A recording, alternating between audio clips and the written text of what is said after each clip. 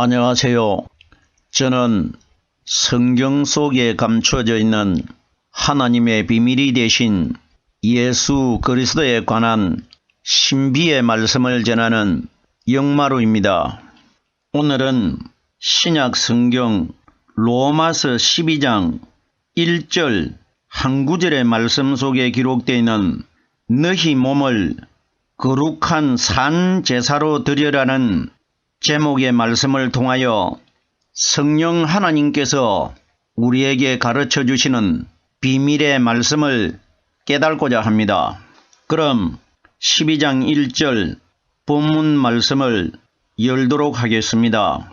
그러므로 형제들아, 내가 하나님의 모든 자비하심으로 너희를 권하노니 너희 몸을 하나님이 기뻐하시는 거룩한 산 제사로 드리라.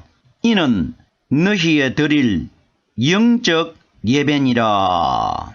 이 말씀이 우리 신앙인들에게 상당히 익숙되어 있는 구절입니다.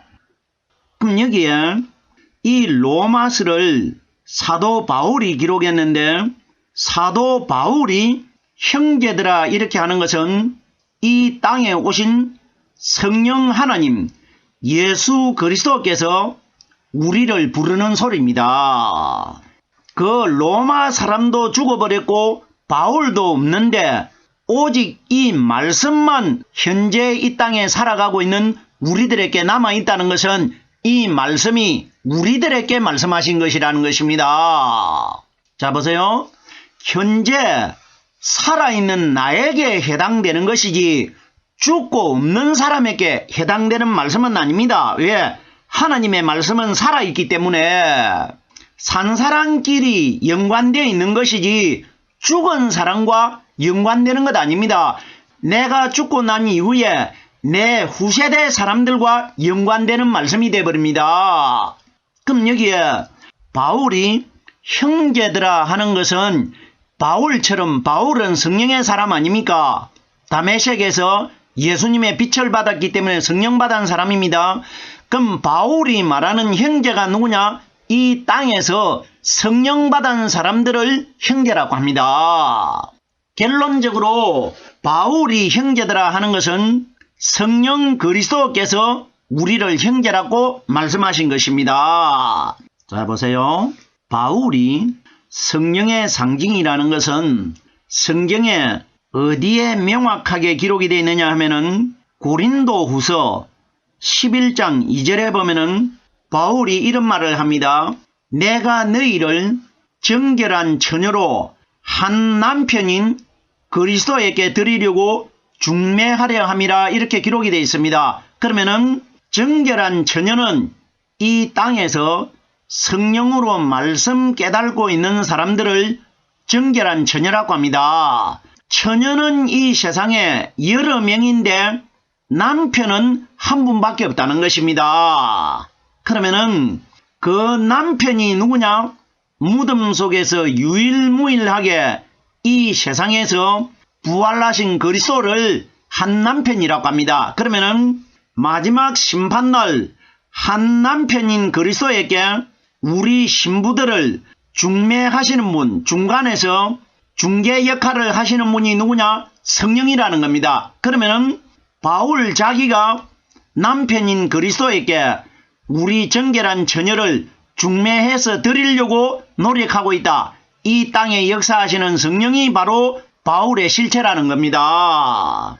정확하게 이 원리를 깨달아야 됩니다. 그럼 우리가 여기에 그러므로 형제들아 하는데 예수 그리스도의 형제가 되는 사람들은 말씀이 마음속에 성령으로 깨달아지는 사람이라 나야 성령의 형제가 되는 겁니다. 자, 보세요. 로마서 8장 29절 말씀을 보면은 그로 많은 형제 중에서 맏아들이 되게 하려 하심이라. 많은 형제가 누구냐? 이 땅에서 하나님을 믿는 신앙인들 중에서 성령으로 말씀 깨달은 사람들이 그의 형제가 다 됩니다. 그러면은 그로 많은 형제 중에서 맏아들이 되게 하려 하심이라. 언제 맏아들이 되셨느냐?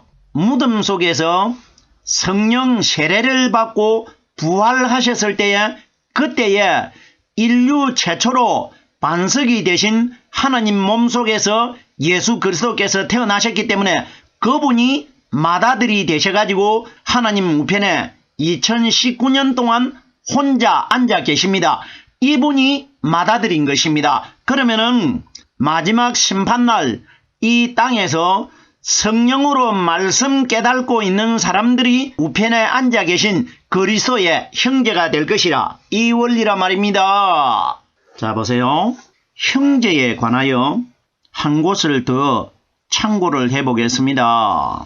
마태복음 12장 50절에 보면은 누구든지 하늘에 계신 내 아버지의 뜻대로 행하는 자가 내 형제라고 합니다. 그러면은 내 아버지의 뜻대로 행하는 자가 누구냐? 영적으로 뜻은 성령의 말씀을 뜻이라고 합니다. 그러면 우리 마음속에 들어있는 성령의 말씀이 바로 하나님이십니다. 그러면 말씀을 깨달는 사람들이 마지막 날 예수님의 형제가 될 것이라 이걸 말씀해 주신 것입니다. 우리 사람의 마음속에 성령이 깨닫게 해주시는 말씀이 내 속에 들어오시면 하나님이 내 마음속에 들어있습니다. 그러면 마음속에서 말씀이 깨달아지고 있는 사람들이 하늘에 계신 하나님의 뜻대로 행하는 자, 이 사람들이 마지막 날 그리스도의 형제가 될 것이라 이 원리인 것입니다. 그러므로 형제들은 내가 하나님의 모든 자비하심으로 여기에 내가 하는 사람이 누굽니까? 우리가 바울로 깨달으면 안 됩니다. 성령입니다. 성령. 바울이 성령의 상징이기 때문에 하나님의 모든 자비하심이 뭐냐? 성경 말씀입니다. 이 말씀이 바로 자비하신 하나님 아닙니까? 자 보세요. 제가 계속해서 말씀이 자비하신 하나님이라고 하니까 의문을 가질 수가 있는데 요한복음 1장 1절에 보면은 태초에 말씀이 계시니라 이 말씀이 하나님과 함께 계셨으니 이 말씀은 곧 하나님이시라. 말씀이 하나님이십니다. 그럼 여기에 내가 하는 분은 오순절 성령이고 하나님의 모든 자비하심이라는 것은 성령께서 우리에게 깨닫게 해주시고 가르쳐 주시는 성경에 기록된 말씀을 하나님의 모든 자비하심이라고 합니다. 자 보세요. 요한복음 14장 26절 말씀에 보면은 우리 예수님께서 제자들에게 말씀을 해 주셨는데 예수님이 제자들에게 말씀하신 것은 바로 오늘날 현재 이 땅에 하나님을 믿는 우리 신앙인들 전체에게 하신 말씀입니다. 그러면은 예수님이 어떤 말씀을 하셨느냐? 보혜사 곧 아버지께서 내 이름으로 보내실 성령 그가 너희에게 모든 것을 가르치시고 내가 너희에게 말한 모든 것을 생각나게 하리라.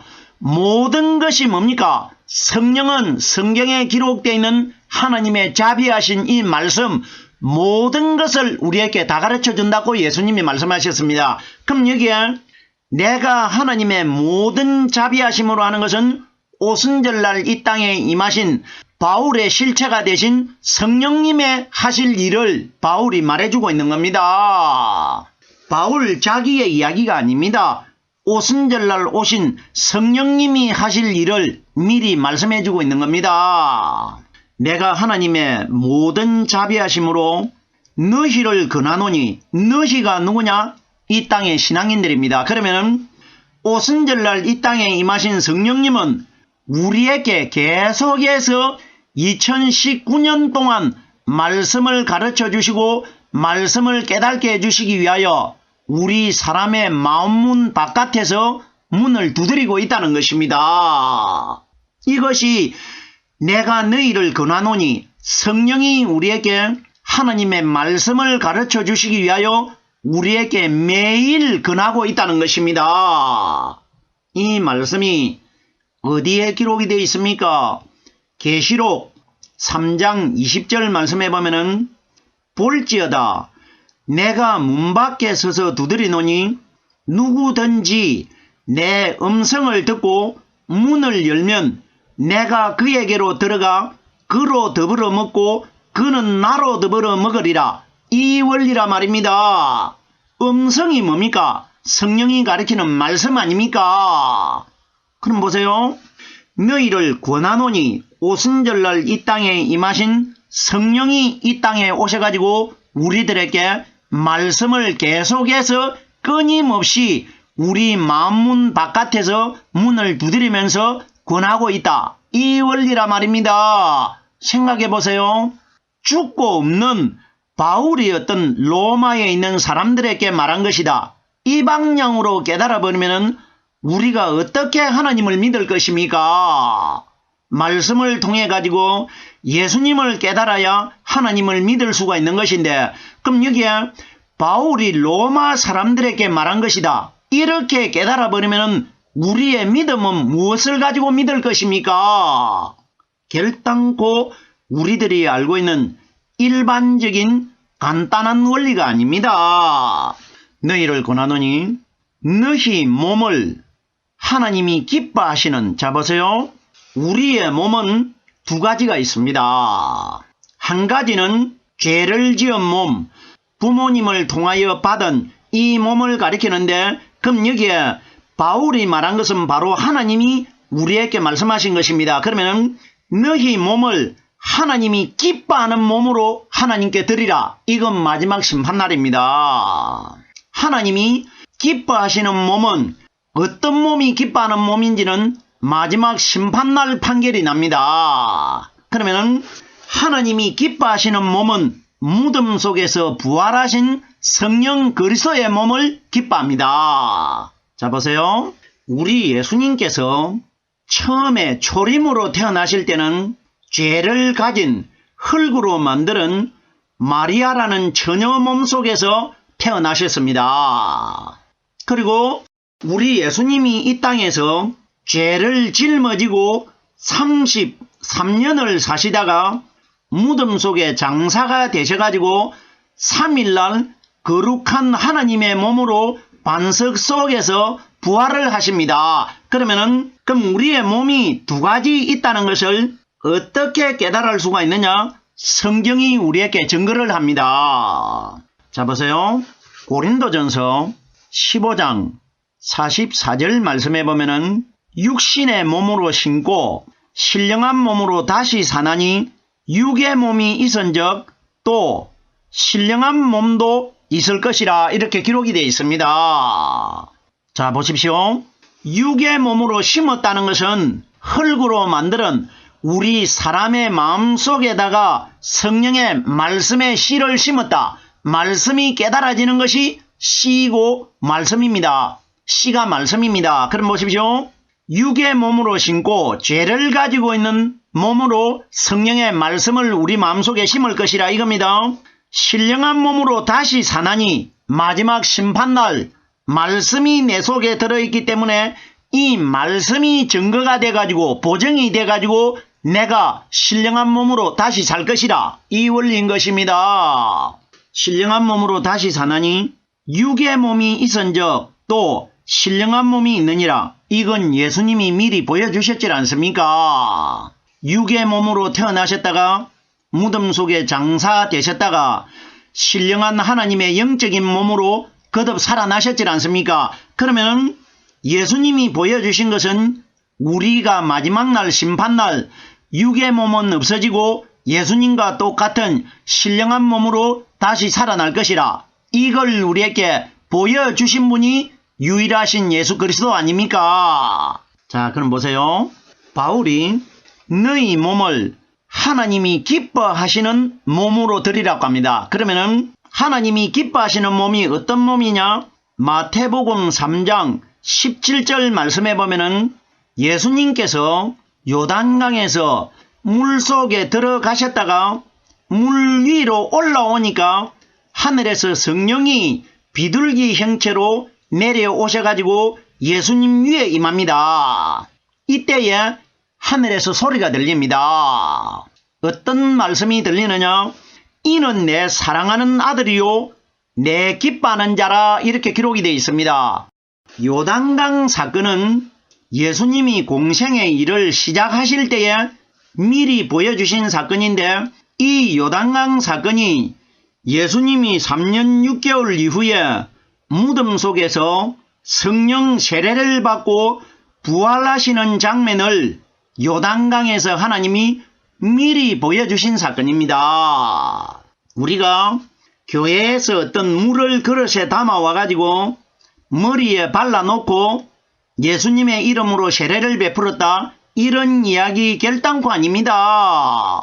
예수님 무덤 속에 장사되셨다가 부활하시는 사건을 3년 반 이후에 무덤 안에서 일어나는 상황을 사람들이 눈으로 볼 수가 없기 때문에 하나님이 예수님이 일을 처음 시작할 때에 무덤 속에서 살아나시는 장면, 성령 받는 장면을 미리 보여주신 것입니다. 자, 보세요. 그럼 하늘에서 소리가 들리는데, 예수님이 물속으로 들어가시는 것은 세상 죄를 짊어지고 무덤 속으로 들어가시는 장면이고, 물속에서 올라오시는 장면은 무덤 속에서 죄를 벗어버리고 성령 세례를 받고 부활하신 그리스도를 미리 보여준 사건입니다. 그럼 보세요. 물속으로 들어가실 때는 하늘에서 소리가 들리질 않습니다. 그런데 보세요. 물속에서 올라와가지고 성령이 비둘기 형태로 예수님 위에 임하니까 하늘에서 소리가 들립니다. 이건 뭐냐?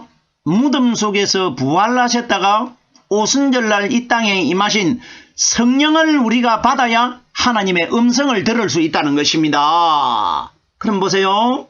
그럼 하나님이 기뻐하시는 사람이 누구냐? 무덤 속에 죄를 짊어지고 마리아 몸속에서 태어나신 율법의 예수는 하나님이 기뻐하지 않고 내 아들이라고도 말하지 않는데, 무덤 속에서 부활을 하신 그리스도에게만 내 아들이라고 하고 내 기뻐하는 자라고 합니다. 그럼 보십시오. 너희 몸을 하나님이 기뻐하시는, 무덤 속에 부활하신 하나님이 기쁜 아들이고 하나님의 아들이라고 인정하신 그 예수 그리스도의 성령의 말씀을 가지고 있는 사람들을 마지막 날 하나님이 보시고 기뻐하고 내 아들이라고 인정할 것이라, 이 원리라 말입니다. 자, 그럼 보십시오. 하나님이 기뻐하시는 거룩한 산 제사로 드리라. 자, 보세요. 우리의 몸이 마지막 날 거룩한 산 제사로 하나님께 드려질 수 있는 몸이 뭐냐? 말씀이 깨달아진 사람들입니다. 여기에 거룩하다는 몸은 마리아 몸속에서 태어난 예수님은 거룩하신 분이 아니고 무덤 속에서 부활하신 분, 죄를 벗어버린 그분이라나야 거룩한 몸이 됩니다. 그러면 무덤 속에 부활하셨다가 오순절날 이 땅에 임하신 성령께서 가르쳐 주시고 깨닫게 해주시는 이 말씀을 가진 사람들이 마지막 심판날 심판주에게 거룩한 산 제사로 드려지는 몸이 될 것이라, 이 원리라 말입니다. 자, 보세요. 거룩함에 관하여 에베소서 5장 26절에 보면은 이는 곧 물로 씻어 말씀으로 깨끗게 하사 거룩하게 하시고, 자, 보세요. 그럼 마지막 날 거룩한 산 제사의 예물이 누굽니까?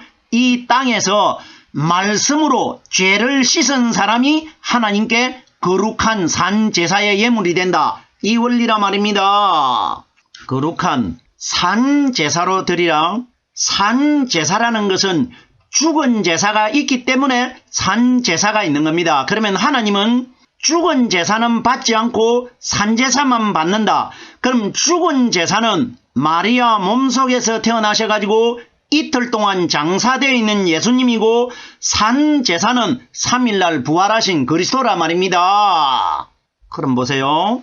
이 말씀에 관해서는 예수님께서 이 땅에 오셔가지고 예수님이 직접 말씀을 해주셨습니다. 마가복음 12장 27절에 하나님은 죽은 자의 하나님이 아니시고 산자의 하나님이시니라 너희가 크게 오해하였도다. 여기에 너희라는 대상이 누구냐? 오늘날 이 땅에서 하나님을 믿고 있는 우리들을 가리킵니다. 그럼 보십시오. 하나님은 죽은 예수를 믿은 사람들의 하나님이 아니고 무덤 속에서 3일날 부활하신 성령께서 가르쳐 주시고 깨닫게 해주시는 이 말씀 가진 사람들의 하나님이 될 것이라. 이걸 예수님이 직접 말씀을 해주셨단 말입니다. 자, 그럼 보십시오. 너희가 크게 오해하였도다. 이건 무슨 원리입니까? 오늘날 이 땅에서 십자가에 죽어 장사된 예수를 믿고 있는 사람들은 아주 잘못된 믿음을 가지고 있다. 이걸 말씀해 주시고 있는 것입니다. 자, 그러면은 너희 몸을 하나님이 기뻐하시는 거룩한 산 제사로 드리라. 마지막 심판날 무덤 속에서 거룩하신 몸으로 거듭나신 그리스도의 성령의 말씀으로 마지막 심판날 하나님께 바쳐져야 된다. 이 원리인 것입니다. 이는 너희의 드릴 영적 예배니라. 이가 누구냐? 그리스도입니다. 그리스도는 너희가 드리는 영적 예배가 될 것이라. 그리스도는 말씀 아닙니까? 그러면 성령께서 우리에게 가르쳐 주시고 깨닫게 해주시는 이 말씀을 가진 자라나야 하나님께 마지막 날 영적 예배자가 될 것이라. 영적인 예물이 될 것이라. 이 원리인 것입니다. 자, 보세요. 영적 예배에 관하여 요한복음 4장 22절에 보면은 우리 예수님께서 너희는 알지 못하는 것을 예배하고 우리는 아는 것을 예배한다고 합니다. 그럼 여기에 너희는 이 땅에서 성령이 들어있지 않는 사람들이고 우리는 아는 것을 예배한다는 것은 성령과 나를 가리켜 우리라고 합니다. 그러면 성령 받은 사람들은 성경을 알고 예배하고 있는 것이고 성령을 받지 못한 사람들은 성경에 기록된 하나님 말씀을 모르고 예배하고 있다는 것입니다. 신비한 내용들입니다. 우리라는 것은 이 땅에 사람과 사람의 관계를 우리라고 하신 것이 아니고 나와 내 속에 들어있는 하나님의 성령 예수 그리스도와 함께하는 사람이 우리가 되는 것입니다. 그러면 성령이 들어있어야 우리는 아는 것을 예배한다는 것은 여기에 아는 것 예배가 뭐냐? 말씀이 깨달아지는 것이 예배입니다. 성령이 있어야 하나님께 영적 예배가 되는 것입니다. 오늘은 신약 성경 로마서 12장 1절 한 구절 말씀 속에 기록되어 있는 너희의 몸을 거룩한 산 제사로 드리라는 제목으로 말씀을 깨달아 보았습니다.